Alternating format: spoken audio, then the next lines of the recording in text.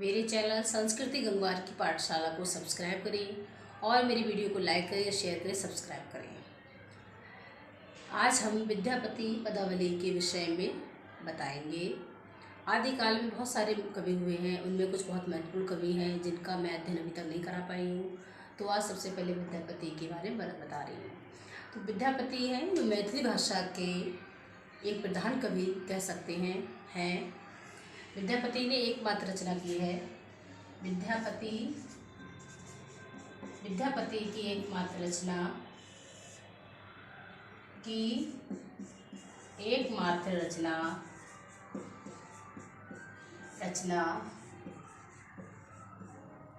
पदावली है। विद्यापति की एकमात्र रचना पदावली है। पदावली की भाषा मैथिली भाषा है, यानी विद्यापति ने मैथिली भाषा का प्रयोग किया है। विद्यापति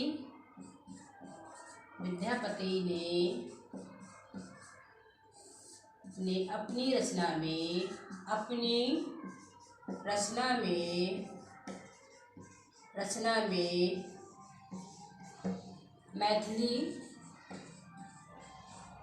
मैथिली भाषा का प्रयोग किया है।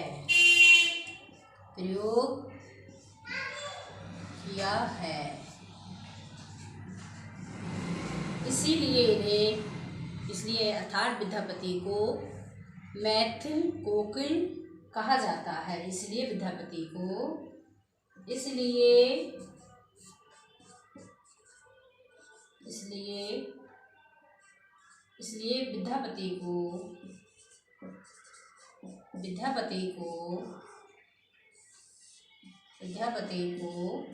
मैथिल कोकिल कहा जाता है। मैथिल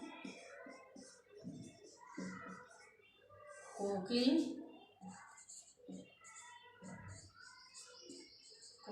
कहा जाता है।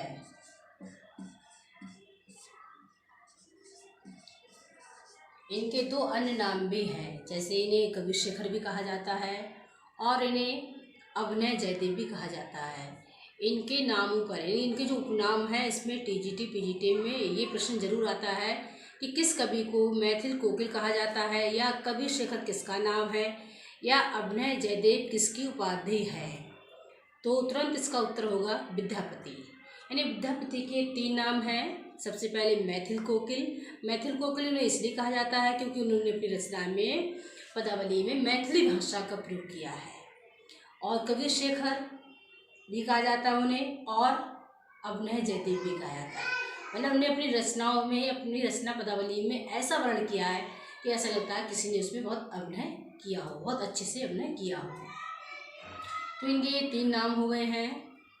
विद्यापति ने अपनी रचना में श्रृंगार रस का प्रयोग किया है। विद्यापति ने अपनी रचना में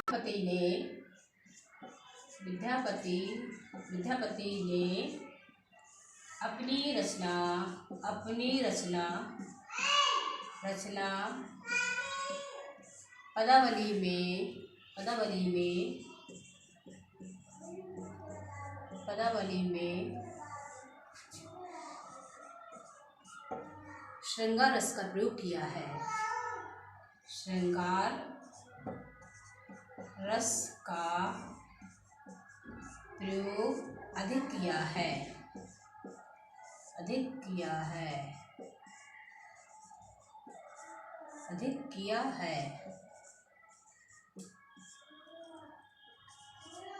इसीलिए इन्हें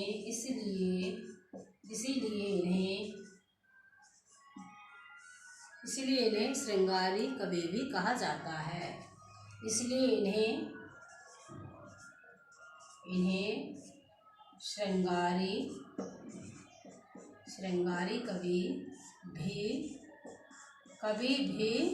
कवि भी कहा जाता है।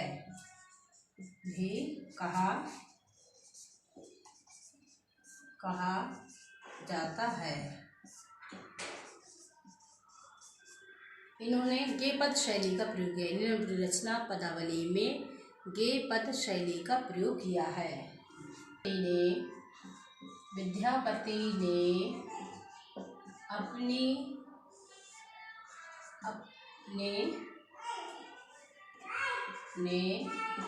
रचना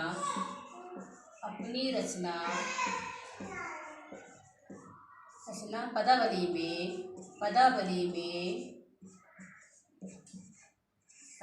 में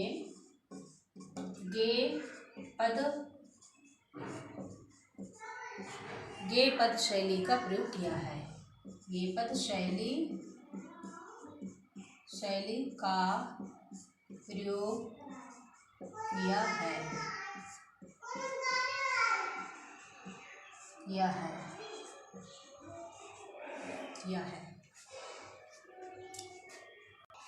अन्य कवि अमीर खुसरो भी आदिकाल में ही आते हैं। अमीर खुसरो ने अपनी रचनाओं में पहली बार अमीर खुसरो भी आदिकाल के ही कवि माने जाते हैं। अमीर खुसरो ने अपनी रचनाओं में सबसे पहली बार हिंदी खड़ी बोली का प्रयोग किया है, इसीलिए इन्हें हिंदी खड़ी बोली का प्रथम कवि भी कहा जाता है। इन्हें बहुत सारी रचनाएं की हैं, जैसे इनकी प्रसिद्ध एक रचना है अमीर खुसरो की पहेलियाँ। अमीर खुसरो की रचना है खुसरो की पहेलियाँ।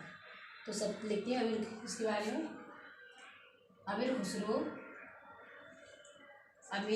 ने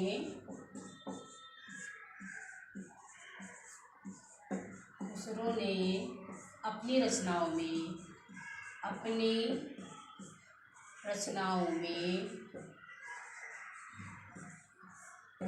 में सबसे पहले हिंदी रचनाओं में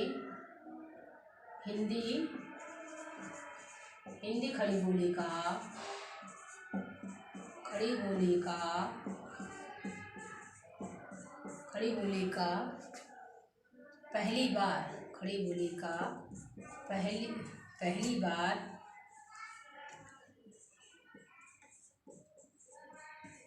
पहली बार प्रयोग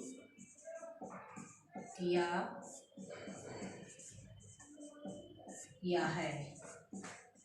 इसलिए इन्हें हिंदी खड़ी बोली का इसीलिए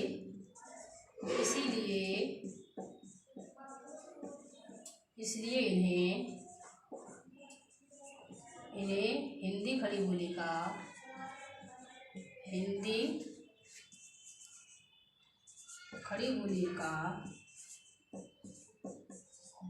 का प्रथम कवि कहा जाता है। प्रथम कवि कहा जाता है।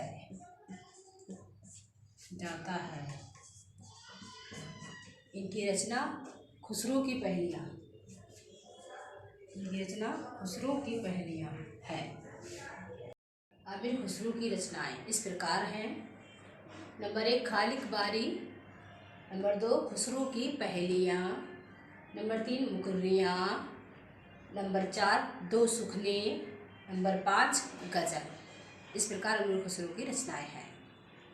आदिकाल के अन्य कवि ज्योतिश्वर ठाकुर, ये मैथिली हिंदी गद्य के ही कवि माने जाते हैं। इनकी रचना है एकमात्र वर्ण रत्नाकर। इन्होंने मैथिली भाषा का प्रयोग किया है। हिंदी गद्य साहित्य में आदिकाल में इस रचना का बहुत महत्वपूर्ण है। इसके माध्यम से हिंदी गद्य का बहुत विकास हुआ था।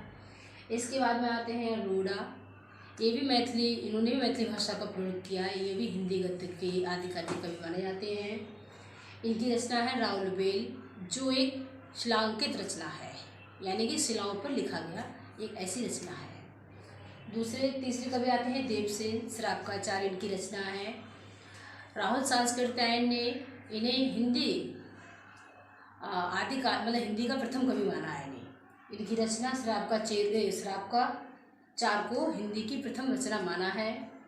इस ग्रंथ में 250 दोहे हैं। इस ग्रंथ में श्रावक धर्म का वर्णन किया गया है। इसका जो समय है वो 933 ईस्वी माना गया है।